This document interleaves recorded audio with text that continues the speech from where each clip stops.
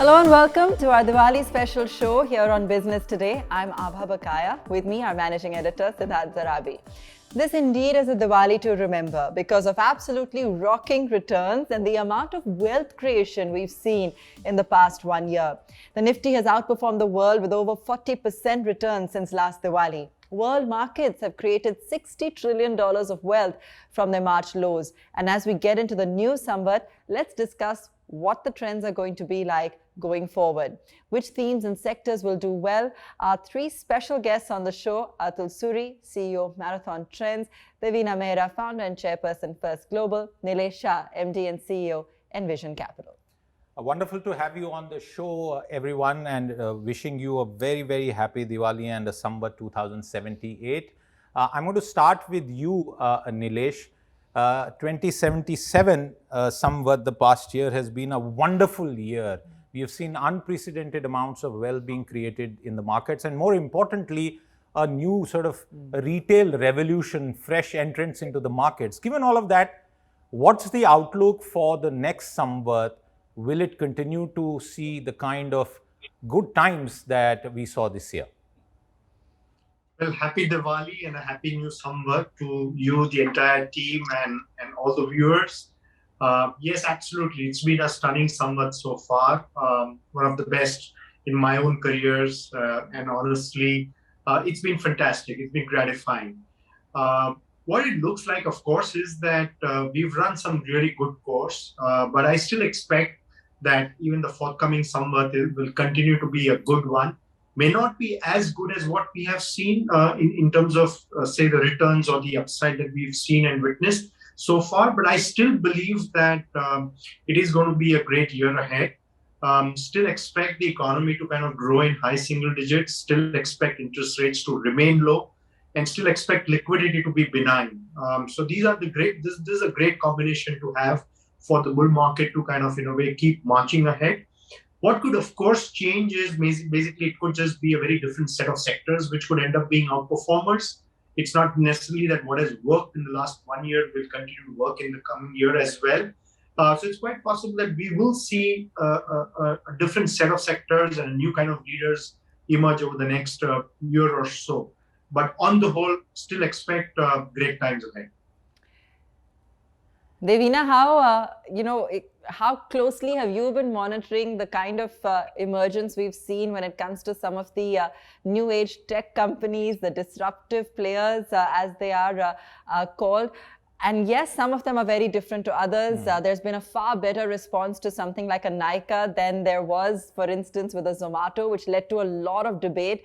What are you making of some of these emerging trends?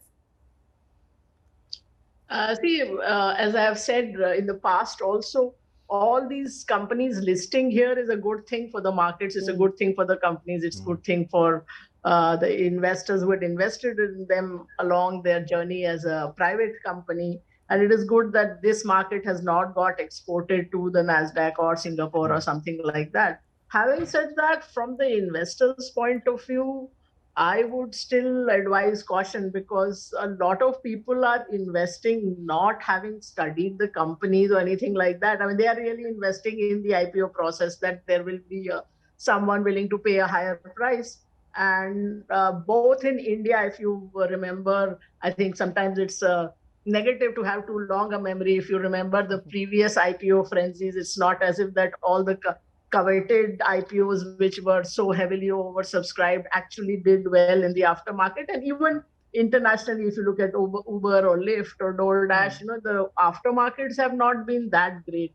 So and here, like, the valuation can be any number you pick out of the sky.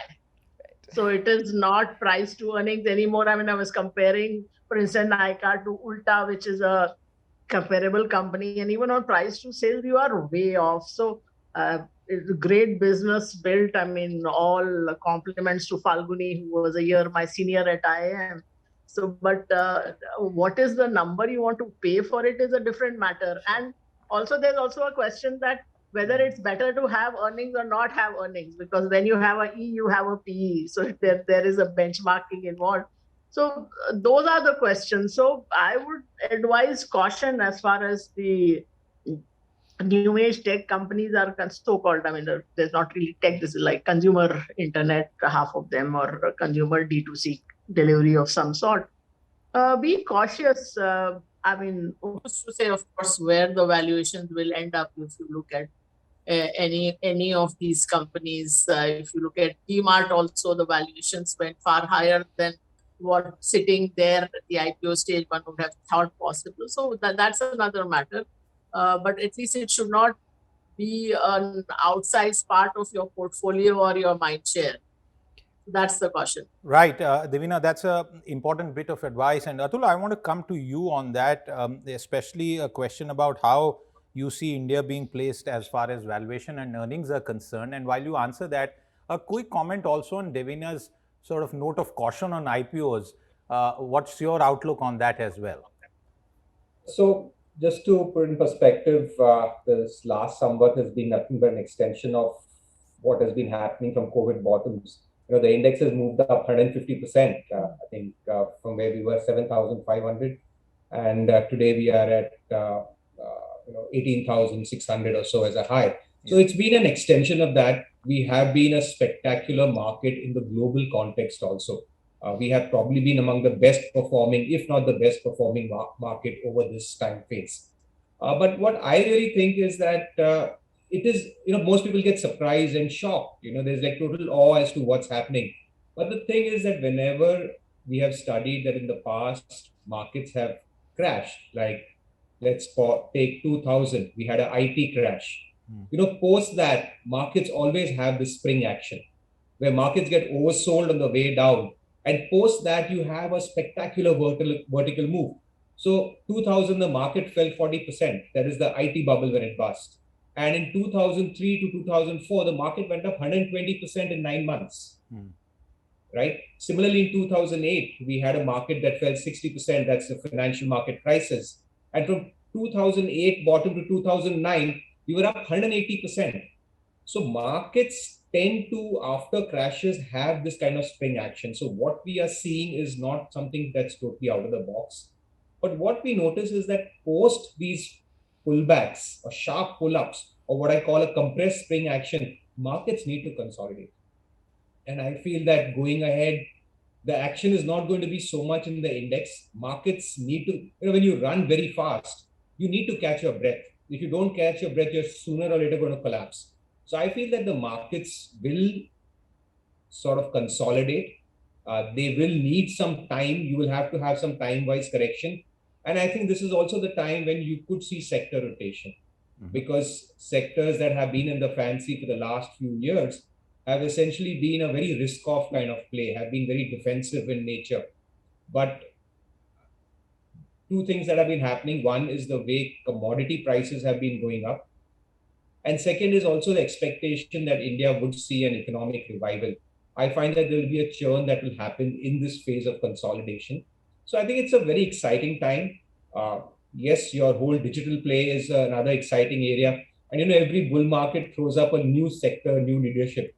2000, we had all these internet companies and we had this whole hogwash of eyeballs. And companies were valued based on how many people went to your website. Of course, it ended badly. In 2008, we had this land bank thing, with real estate companies. And we know that even today, most of them got wiped out. And I guess with this new thing, just to extend from where Devina is, we'll come up with a new term, new thing, new valuation parameters. And one will have to be cautious because there's no running away from earnings, which is the central theme. And one wonders how many of them will really go out and deliver the promises that they are on. So broadly, I think that we would head into a consolidation phase. We would see sectorial change, but this whole digital play will throw up some amazing leadership, but not everything is going to be a sweet spot. So one will have to be very, very careful of what we invest in. Okay. Well, talking about earnings and valuations, Nilesh, given the way everything has been moving, we've seen a fair amount of rotation. We've also started to see broader participation.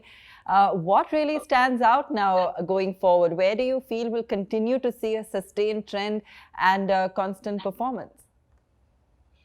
Well, I still expect most of the businesses to continue to kind of grow and do well.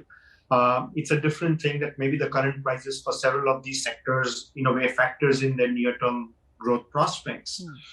But a few sectors which I think could potentially be outliers over maybe the next year or beyond. First, I clearly believe is that the real estate sector is in for better times. They've gone through the J curve, they've gone through all the tough times.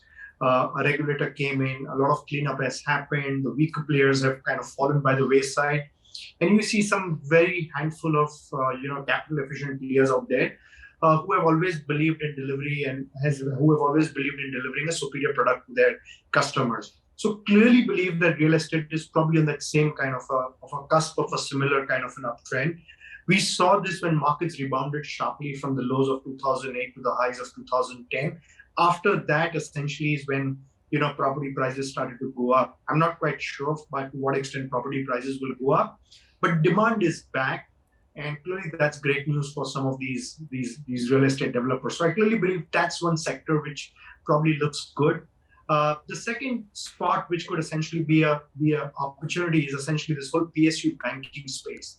We don't yet own any PSU bank, but we're getting increasingly constructive on that. I mean, just before I stepped into this show, I saw Bank of India announce numbers, and they showed basically a 2x growth in their profits for the quarter, which means that they now have a lot less provisioning to do. A lot of the pre-provisioning operating profits are flowing into the bottom line. And all of this essentially means elevated levels of ROE. And when you have higher ROE, that leads to better valuation. So I think we're at a stage in the market where we need to look not just for a much higher level of earnings growth, but where there's a potential for re-rating. I think that's basically the big opportunity. And I clearly believe that real estate as a pack and some of these state-owned banks is where there could essentially be both a superior earnings growth as well as a scope for re-rating. In addition to that, I also believe that this whole broadcasting space and the entire media space, again, could do very well over the next couple of years. Keep in mind that the economy is on a rebound. A lot of conventional sectors, be it automobiles, homes, education, are all going to start advertising in a big way. And that's good news for some of these broadcasters. In addition to that, the next couple of years is election times, which means you're going to see increased spending. So these are the three pockets which I believe have not run up quite significantly, and there could be even better days ahead for some of these sectors. Good points there, Nilesh, and especially the broadcasting and media space. We've seen tough times in the past few years, so I'm really hoping that you're bang on spot on that. Devina, I want to take that theme forward. 4 broad points that Nilesh highlighted: the real estate theme, state-owned banks, broadcasting, and overall, the political economy factor. How do you read the political economy, and also add any sectoral perspective that you might have at this stage? Okay, let me first give you my market perspective, because I haven't really spoken about that yet. And so first of all, yes, there has been this huge run-up, which we spoke about at the beginning, that it's been a very good summer. But if you look at it historically, there was room to make this big move. If you look at each decade's returns, if you look at it from the beginning of the Sensex, from 1980 onwards, the first decade we compounded 21%, then 14%, then 17%, and 2010 to 2020 you were only at 8.5% or so. So that is why, if you see, going back from 2020 for 5 years, most equity mutual funds did not even meet savings bank returns. For 10 years, they did not beat fixed deposit returns. So that's where you were. So that is why, even after this run-up, if you look at on a 12-year basis, you compounded only 10.5%. So you're still not come back to the trend line, let alone be way above trend line. So that is the source of comfort, if you can so say. So that is why, if there is a correction which we are, or sideways movement, it is probably not cause for alarm. And this might also test out all the new investors that you spoke about in the beginning, that they had come in. And so this is like they saw only one side of the market. So this is a testing time maybe for them, if the market corrects for a while. But otherwise, as I said, the risks don't appear very high simply on that the returns are not way above trend. And normally big crashes or big bear markets come when the markets are way above trend. That is one part of it. Of course, last year, I mean, we follow a very diversified strategies for starters, and that has given us not just a very substantial alpha, but also very, very good risk-adjusted returns. So, that's so risk is one part which every investor should always be cognizant of, that what is the system you're following to manage your risk. And in terms of sector themes, some sector themes which we have liked for a while still continue. IT services, for instance, which we identified about, more or less the time we started our PMS a year and a half ago. So at that time, the FMCGs were the flavor of the month, and I said that FMCGs, yes, they have good cash flows, good all of that, but IT services also have great cash flows, good margins, predictable returns, and they are a dollar hedge. And in very uncertain COVID times, that was one business where the demand was relatively more certain. So they have done very well. That theme still continues. I think IT and other tech still remains our number one bet sector wise, even though, I mean, when I say number one, it still doesn't mean that we have 25% of the fund in that. So that's not what I mean. Selectively, chemicals still continue, cement and metals, but of course, with some caution that you have to watch out. I mean, metals have been huge winners for us, but we have trimmed somewhat. In terms of what has changing, in my view, from what has been my view earlier is financials. I am always extremely cautious on leverage plays, and particularly banks and lenders, because it's been proved right. I mean, 2020, I think Nifty Bank was the only sectoral index that was actually down for the year. And this year also, the Nifty Bank has underperformed the NSE 500, etc., all the indices. But now that might change. I mean, I'm not saying that's going to be the best performing sector, but I think there are somewhat better times ahead for that sector. And also, as rates creep up, typically for lenders, that's a good thing, because your assets get repriced faster than the liabilities. So some amount of cleanup has happened. So that is like a not contrarian from the market point of view, but contrarian from my usual point of view. That's different sector from what I have liked in the past. But you have to be flexible. That's the whole thing. You can't be married to a philosophy, which is why you can't say that you'll always buy only great companies with great cash flows, which is why we got the metal cycle very well from almost a year ago.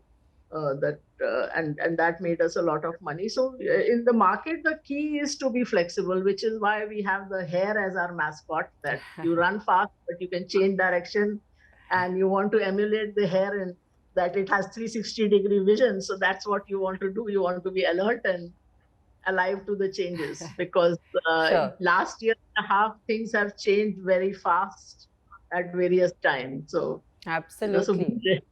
So be diversified, be cognizant of risks, but I don't think there are like a major crash ahead. That's okay.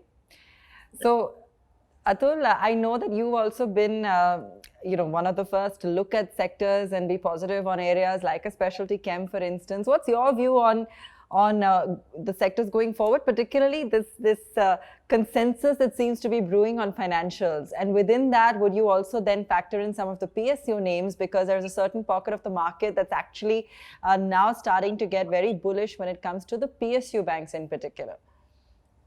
I think that at the moment there is a value trade playing out. And if you look at the last decade, the three worst performing sectors are actually the best performing sectors right now. Right. PSU banks, I mean, a decadal underperformer, real estate, a decadal underperformer, and metals have done well in the last year or so. But prior to that move, so what you really have is a very big value trade that is playing out. And that I think is very, if I correlate it, I try to wonder that how does the market move from value, sometimes growth? And you'll notice that in the March of this year, US bond yields had actually, when US bond yields go up, the market tends to favor value stocks. And it just doesn't happen in India, it happens globally. And at that stage, we really saw it, financials, banks, a lot of these value stocks or value sectors did very well. In fact, growth gets punished. And again, when bond yields started collapsing post that, you realize that the market moved back to tech, specialty chemicals, and pharma. Now, again, you see that US 10-year bond yields at 1.6 or thereabouts, which means it's really moved up. And the market is again rotating back to value. So I think that this whole play is very, very linked to bond yields. And definitely in the value play, as I said, decadal underperformers, nothing could be better than that.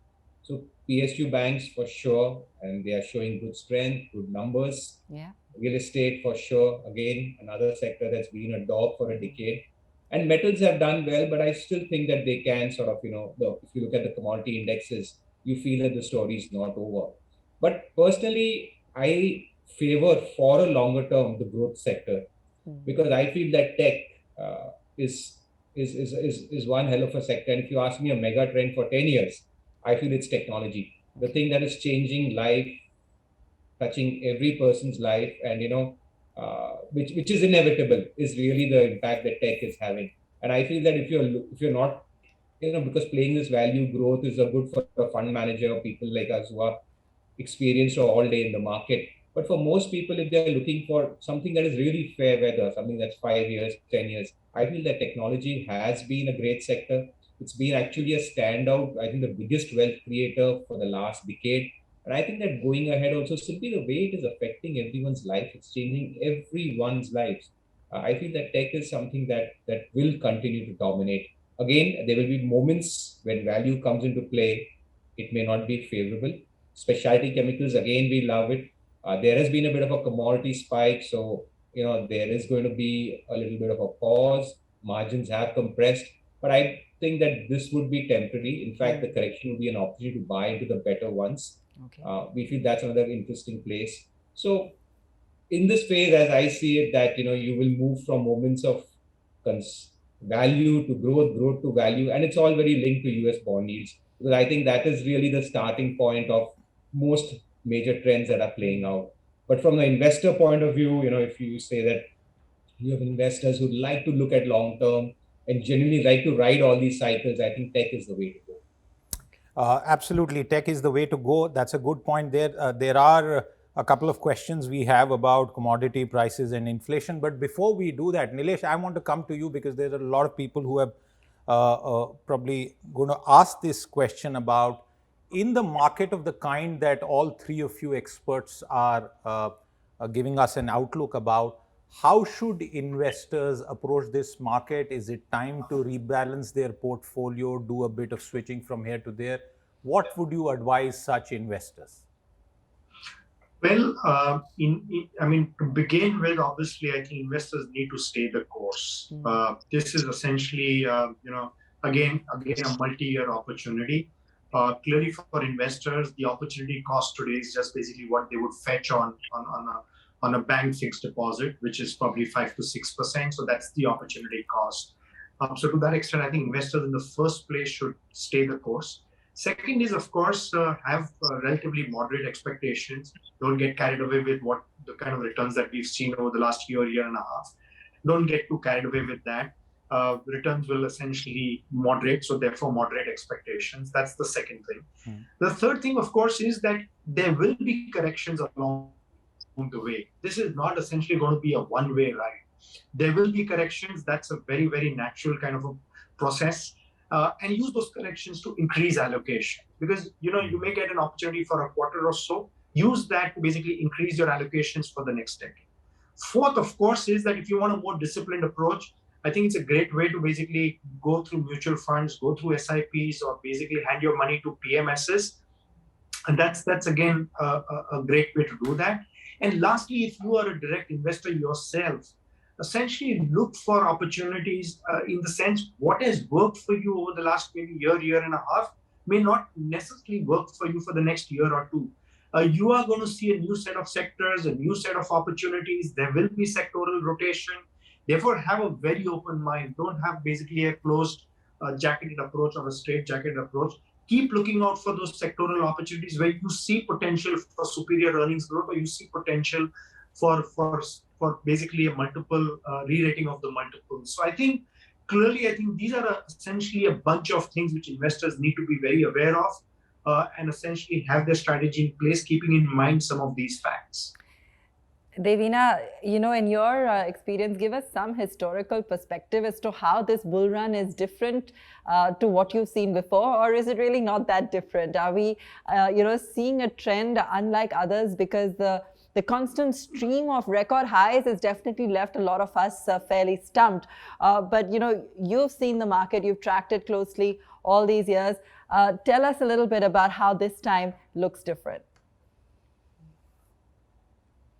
So as I said, the what you have to look at is whether you are very far away from the trend line and on the upside, which is not the case as of today. And so it depends on where you are, that if you are compounding, which was the case in 2008-9, that in the run up to that from 2003 to 2007, all emerging markets did well.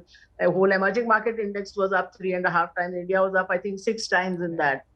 So you were way above trend, and that is why that crash could happen. So that, they said, the sweet spot you are in today is that you are still below trend on a longer term rolling returns basis.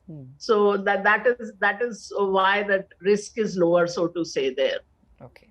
So that was, and as far as the investors are concerned, I would say that this being Diwali and you respect Lakshmi, but I mean, you should respect your own Lakshmi, you should respect your own money. I find people do more research. They're buying a 5,000-10,000 rupee electronic item rather than when they are investing, 1 lakh or even 5 lakhs in a stock where you just go by someone told me and ye tip mila and all that. So show some respect to your money. So have a system, have some proper way of managing and monitoring your portfolio, whether you're doing it directly or indirectly. And first principle of any investing at any point is risk management. I cannot emphasize it enough. Investing is a loser's game. So first of all, you have to ensure that you don't lose, that you don't have big drawdowns. I mean, whatever all of us can say on TV, the fact is that the COVID crash happened last year, which nobody could have anticipated in January. Yes. So are you positioned properly? Do you have stop losses in place, or are you going to crash 40%? Because if you crash 35-40%, it takes a long time to come back to base zero or 100. Yeah. So which is why have things like at least have 20-25 stocks in your portfolio and not concentrated in 2 or 3 sectors. However good that sector may look at a point in time, have reasonably diversified bets. And even the best fund manager, let alone lay investor, is going to make mistakes in stock picks. No one has 100% strike rate. Right. So be cognizant of that. So don't be married to your ideas that I have thought this, so this has to play out. Some of your out of 25, 10 may not play out at all. 3 might turn out to be multi-baggers. So you have to, when you're going in, have that portfolio approach, have a system, and then I said, don't do haphazard, arbitrary things with your money. Right. Atul, that's the Diwali message. That's an important Diwali message. Atul, your Diwali message from the point of view of the portfolio construct. Last year was mid cap, small cap. Is it also time where investors need to consider shifting towards more quality, and that is said without any remarks about their investment choices, really? Siddharth, I mean, as you told me that we will have a lot of new investors on, watching us in the show. Yes. I'll actually take from what Devina said, and that's also been my experience. So I think I'll rather speak about that. This market's done very well, and I have a lot of friends. They've never been in the stock market. They would always laugh at me for whatever. And they've all got in the market. They're all trading and making lots of money, pots of money. Of course, they're enjoying the small mid-cap party. Why they bought something? Because some friend who gave them the tip the last time, they bought it because it did well. It's like one of those. Okay, your value is as good as your last tip that you give them. Right. If your last tip has not worked, you are valueless. If your last tip has worked, you're a star. So anyway, we've had a bit of a correction in the last few days. Some small and mid caps have come off, etc. And suddenly they call me and say, "Ki boss, company to अच्छी है ना?" I said, "यार लेने के पहले देखा नहीं क्या?" He's saying, "नहीं." I said, "Neither." I said, "Ask the guy who gave you the tip." He's saying, "नहीं, you know, he said it's very good. You should average, etc." Pretty shaken up. The stocks went down further. Then I kind of called them. I said, "Boss, you're okay, right? Not jumped off a building. I hope you haven't borrowed money, etc." They said, "नहीं यार, company अच्छी, it's a long-term investment." अब long-term investment हो गई है. So essentially, most of these guys are actually playing the trade. You see, they're playing price, and very often they become long-term investments. And that is where the whole question of risk management comes in. That if you are playing by price, live by the rules of price, where stop loss is religion.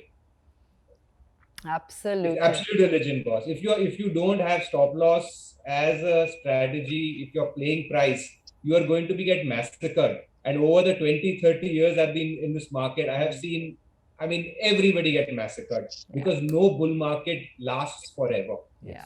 And even in the small correction, you know, which is like a 5% correction, I've seen people lose 10-20%, and suddenly they become long-term investors. So if you're playing by price, if you're playing by friends' tips, I mean, I'm not expecting to you read Graham and Dodd and things like that. But by you're playing price, play momentum, don't fool yourself that I'm an investor. Okay. Play by the rules, and the rule of that is stop loss. What is a perfect stop loss? Nobody knows. Your stop loss is nothing but your risk appetite. And if you have discipline, you're all good. You'll survive. You'll make a lot of money. But if you don't have the discipline of managing risk, of keeping a disciplined stop loss, I'll tell you, this market is ruthless. It will massacre you. And that's been my observation.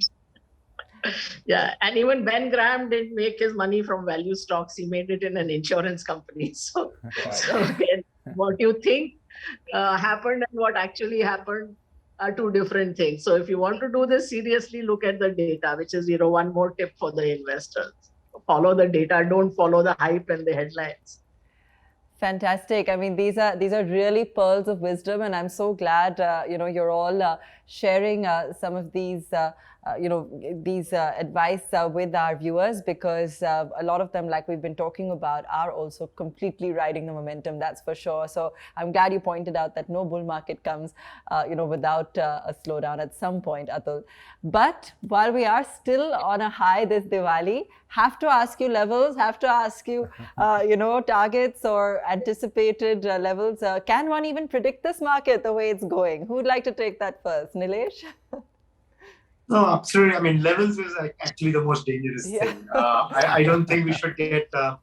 I probably believe that over the next year or so, I mean, for the new summer, I don't think the levels are going to be something which one should look for. And it's quite possible that this may not essentially be in a way where everything just goes up. So to that extent, I believe that investors, I think for the coming year, should be a lot more bottom-up focused than what they have been over the last 18 months. Over the last 18 months, a broad-based approach has worked. Maybe over the next 12 months, it's going to be very, very sector-specific, stock-specific. All right. Devina, you want to talk about that, and also perhaps a note of caution on how inflation, including what's happening on the commodity front, may impact the outlook? Okay, so I mean, levels, I have never forecasted a Sensex or Nifty levels in my 30 years, so I'm not going to break that record now. But I mean, as I said, there are enough opportunities to generate alpha as far as, you know, our funds are concerned. So that is there. And in terms of caution, what was your second part of the question? Sorry. Really a quick comment about other commodity prices, including what's happening on the fuel. Prices, right. I mean, so that didn't come as a surprise. I mean, we've been tracking commodity prices. So even before this quarter results for the FMCG and all that, we knew there would be pressure because commodity prices have gone up across the board. It's energy, it's metals, it is agri commodities, oil. So all of that, you know, one form or the other, there are inputs. So all the users obviously will see some amount of margin compression, which you are seeing. And there is also the question that for the as far as the consumer is concerned, there is still distress. So you can't really pass on the prices, whether you are making durables or staples on the consumer side. So that pressure will remain. I don't see that going away in a hurry. So inflation pressures will remain. And so it's good for the input makers, but not so good for the people who are using those inputs. Yes. And as I said, especially when the demand is not so very buoyant. So that remains a cause for caution. If you're talking the macros worldwide, yes, inflation I don't think is as transitory. Only the US could manage it to an extent by managing the US dollar. But there would be uh, a pressure on yields, or if you don't do that, for example, this is something that is not very evident to most people because people only follow India and the US, that rates have not gone up. But actually, if you look at the emerging market pack, rates have gone up in a very large number of countries, and not just one rate hike. There have been 1, 2, 3, 4, even 5 rate hikes from Russia to Brazil and Chile. There have been rate hikes everywhere. Among the developed markets, it has still happened on with the smaller markets mostly, Norway or New Zealand or something.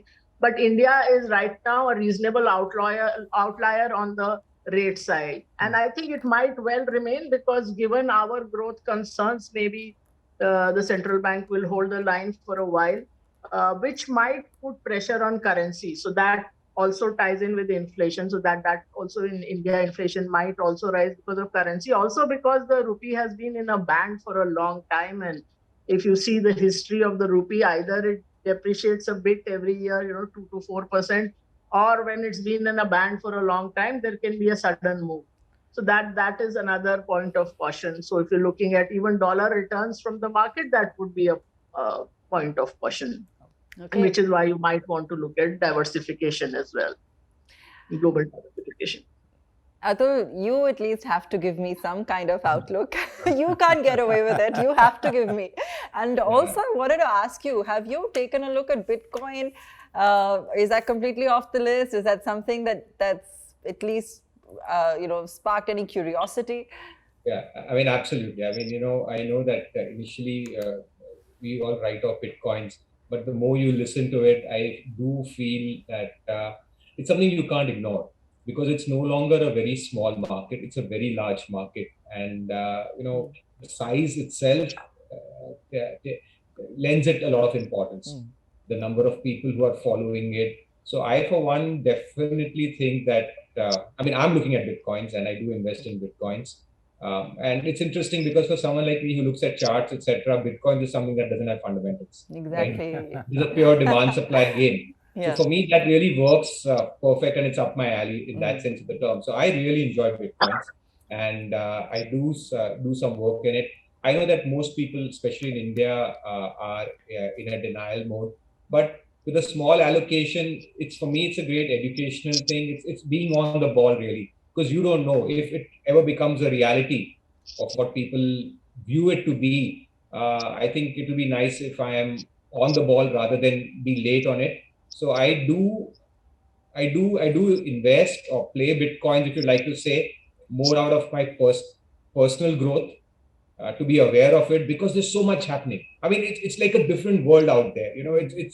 It just blows your mind. It just blows your mind. So I think it's extremely fascinating. So I do Bitcoins, I do Ethereum. I just limit myself to 3 of them actually. Okay. So that's something. As I said, it's not about an allocation. It's nothing substantial, but it's a small allocation, but more out of being on the ball and not realizing after some time that you missed one of the biggest mega trends of our life.